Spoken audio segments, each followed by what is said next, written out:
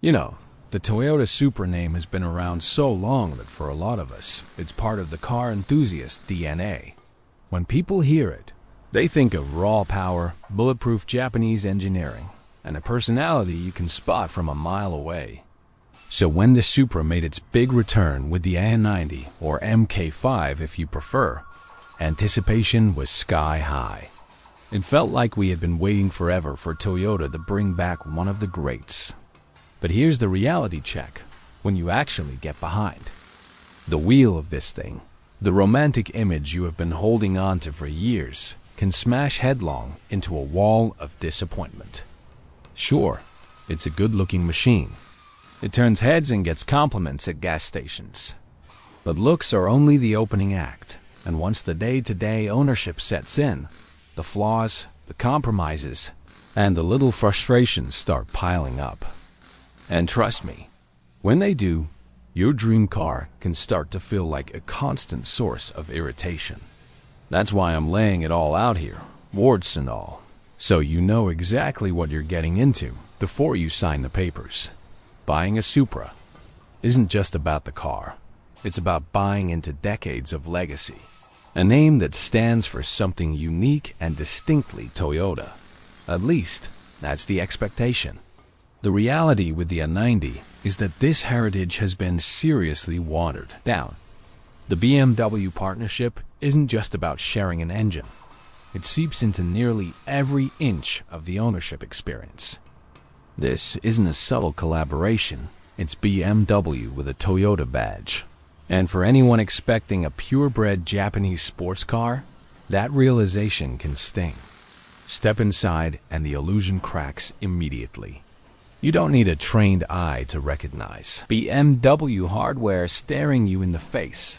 The steering wheel looks like it came straight off a Mini Cooper. The climate controls and infotainment, classic BMW parts bin material, just dressed up in Toyota colors. Every single interaction with the controls reminds you that this capsule isn't purely Toyota. I have even heard Supra owners admit they roll their eyes every time they get in, knowing deep down they are not really driving a Toyota. And that's not just superficial griping. It hits right at the authenticity that's supposed to make this car special. The cabin overall? Well, it's fine. And that's the problem. Fine doesn't cut it in a car like this. It lacks the excitement you want from a sports car interior. No striking colors, no adventurous trim choices, not even much in the way of GR branding. You could be in any number of mid-level German coupes. And then there's the steering wheel. Thin, a bit cheap feeling, and even prone to making noises it shouldn't. In a car at this price point, that's a hard pill to swallow. The thing is, this isn't just about how it looks or feels. It's about the constant psychological dissonance that comes from driving something with such a mixed identity. Enthusiasts buy into heritage, and when you peel that away, trust starts to erode. If Toyota is willing to rebadge a BMW and call it a Supra, what does that say about future GR models?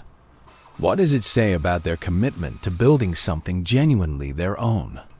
That lingering doubt doesn't go away, and for some, it can sour the ownership experience completely.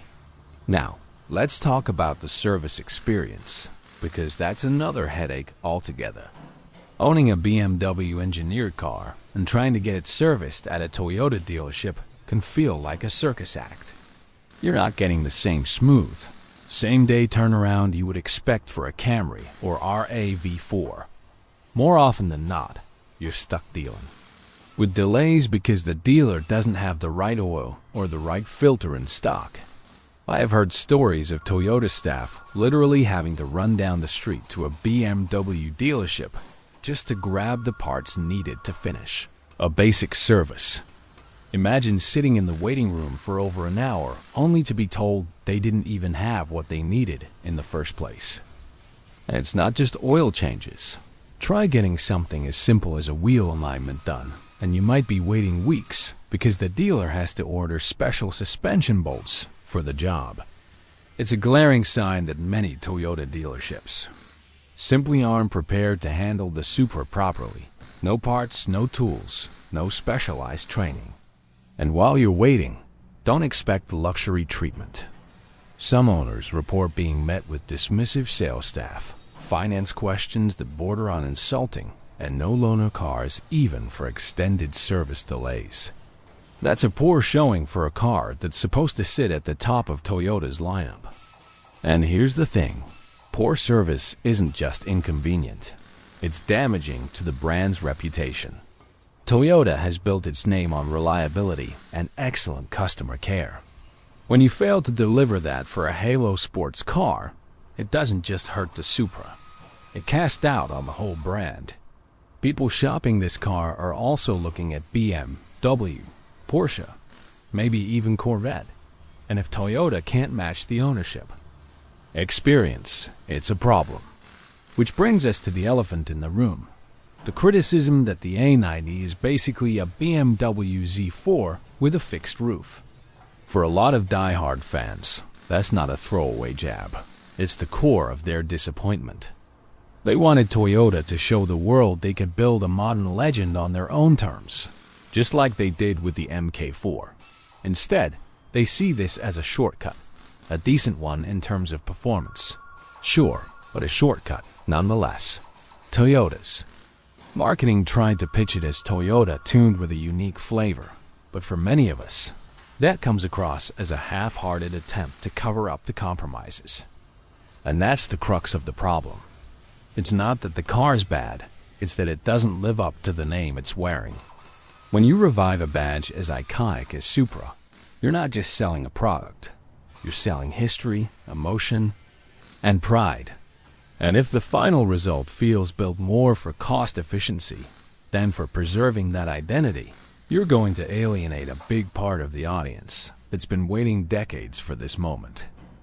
While a sports car isn't really meant to offer the practicality of a family sedan, the Toyota Supra's everyday usability gets seriously hampered by a bunch of frustrating design choices and compromises that go well beyond the usual trade-offs you expect from a performance car.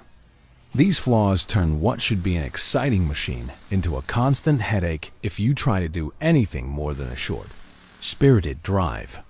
Despite its bold and aggressive exterior, the Supra's cabin feels shockingly tight and cramped, especially if you're on the taller or wider side. You might find yourself feeling pinched even with the 14-way adjustable seats, struggling to get comfortable enough for any real long drive. The interior space is so restricted, it's been called less road trip ready and more where do I put my snacks? And that lack of practical space really limits its usefulness outside short trips. The seats themselves, while giving some initial support, are often criticized for feeling confining around your shoulders and hard overall, which makes long drives uncomfortable. It almost feels like you're sitting on top of them rather than in them, and that definitely takes away from the immersive sports car feel. On top of that, the cabin ergonomics are awkward in a way you wouldn't expect. You could find yourself banging your head trying to get in the car because of the tiny door opening and very low roofline. Cue folders are positioned badly, so elbows bump drinks or other things constantly. The lack of steering wheel controls for basic tasks like skipping tracks forces you to reach across to the passenger side of the infotainment system, which is just a minor but persistent annoyance. Even climate control is dual zone only, which means you have to adjust both sides separately, a completely unnecessary complication in a two-seater. Storage space is another compromise. The cargo area is described as just enough to make you think. It's good for a weekend trip, but not actually enough to be useful. It has less trunk space than competitors like the Porsche Cayman or BMW M2. Small door pockets, a tiny glove box, and a wireless charging pad that's too small for many modern phones make daily storage frustratingly minimal. The Supra's so-called sexy styling, with its low roof and narrow window slits, comes at a real cost to visibility. You'll often feel like you're peeking out of a WWI trench because the view is so limited. thick C-pillars, and a narrow rear. Window makes side and rear visibility nearly non-existent. The massive forward A-pillar creates scary blind spots, and some owners report almost hitting pedestrians because of it. Even checking traffic lights can require you to scrunch down in your seat. All of this makes driving around town or even changing lanes stressful and physically uncomfortable. There are other baffling choices too. The steering wheel is widely regarded as one of the worst at its price, feeling thin, low quality, and even creaking, which takes away from the driving experience compared to competitors. One of the most frustrating omissions is the lack of an exterior trunk release. Imagine coming home from grocery shopping with your hands full and having to fumble for the key fob just to open the trunk. It's ridiculous in a car at this price. The instrument cluster also fails to give you real sports car gauges like boost or oil temperature, leaving you with a largely useless display that only shows horsepower usage. Prepare yourself for a noisy cabin. Owners report rattles from cheap plastics, especially around HVAC controls, even in brand new cars. Some have gone so far as to take pieces apart and add foam to reduce the noise. The most infuriating issue, though, is wind buffeting. Roll the windows down at nearly any speed, and you get a helicopter-like noise that makes it impossible to enjoy the exhaust note or the wind without pounding your ears. There are aftermarket fixes, but it's ridiculous Toyota didn't address it from the factory after the 2020 model. The Supra clearly puts aggressive styling above practicality. Those gun-slit windows, thick pillars, and low roof make visibility bad and suggest that designers cared more about looks and a cocoon-like feel than usability and comfort. These aren't minor annoyances.